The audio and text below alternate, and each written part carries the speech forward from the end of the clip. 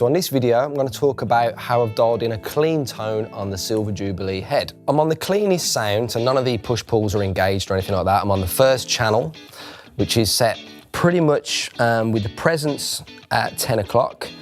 The bass is around 1 o'clock. And with the middle, I've got that cut back a little bit. That's around 10 o'clock, which gives me a nice kind of spanky, chimey tone. The treble is around 11 o'clock, and the gain is set to 2 o'clock. I've also got a reverb in the effects loop.